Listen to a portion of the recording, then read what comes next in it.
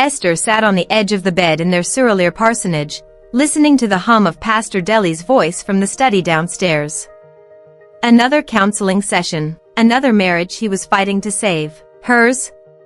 It felt like a ghost in the house. She did the school run alone every morning, dragging the kids through Lagos traffic while Deli prayed over his sermon notes. She managed the home, paid the market woman, kept the children quiet during his Bible study hours. But when was the last time he asked her, "How are you, really?" and waited for the answer? The answer came one Tuesday at the Oyingbo market. She was bargaining for tomatoes when a deep voice cut through the noise. "Ah, Mama, you done finish? You no go let me help you carry?" She turned. Chitty.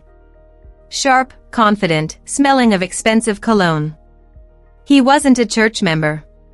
He wasn't even a Christian, as far as she knew. He was just a businessman who saw a woman struggling with her load. "I can manage, thank you," she said, but her voice came out weak. "I know you can manage," he laughed, taking the bag anyway.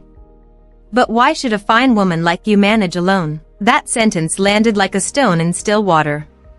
Why should she manage alone? By the time they reached her car, he had her number.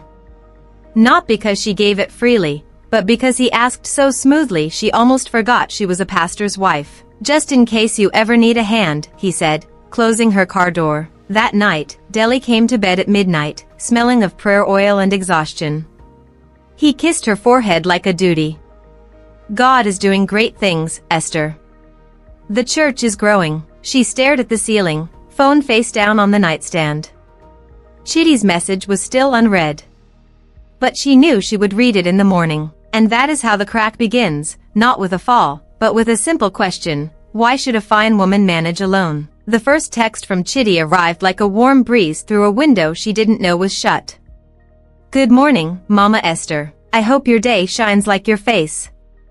She laughed, deleted it, then typed back before she could stop herself. By the second week, his messages had become the highlight of her afternoons. She told herself it was harmless, just a friend who asked about her dreams, her favorite foods, the books she never had time to finish. Pastor Deli would pray over the Gary and stew at dinner, thanking God for the growing church, and Esther would nod, guilt coiling in her chest like a snake. One Thursday, Chitty called. "I'm at the Marina Cafe, the one with the yellow umbrellas. Come, just 30 minutes. I want to see your smile." She told Deli she had a women's meeting. They sat by the water, and Chitty leaned forward, eyes locked on hers. "Esther, you're too fine to be invisible. What happened to the woman who wanted to own a boutique? Who dreamed of traveling?" She blinked. Deli hadn't asked about her dreams in 4 years. "I don't know anymore," she whispered. He reached across the table. "I see you. That's all I'm saying." She returned home at 9, the lie heavy on her tongue. Deli was asleep on the couch, sermon notes scattered across his chest like fallen leaves. Esther stood in the doorway, and for the first time, she didn't feel sorry for him. She felt sorry for herself. The sharp sting of betrayal hit her not against Deli, but against the woman she used to be. It was past midnight when Pastor Deli reached for his glasses on the nightstand and saw the screen glow with a name he didn't recognize. Chitty, missed call 11:47 p.m. He didn't shout. Didn't wake the children. He simply sat on the edge of the bed, held the phone out, and asked in a voice barely above a whisper, "Who is this man, Esther?" She opened her mouth, but the lie she'd rehearsed for 6 months dissolved on her tongue. Instead, the truth tumbled out like water from a broken tank. The coffee at Marina, the texts she deleted, the way Chitty made her feel seen when her own husband couldn't look up from his sermon notes. She braced for rage. For accusations.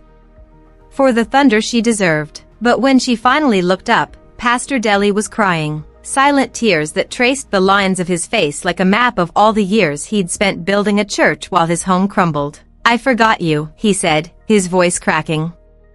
"I was so busy feeding the sheep that I starved my own wife." That night, they didn't sleep. They sat in the dark living room of the Surreal parsonage, and for the first time in years, they talked not about church budgets or Sunday school rosters, but about the woman who felt invisible and the man who didn't know he was blind. The lesson landed like a gong in a silent village. Emotional neglect cuts both ways.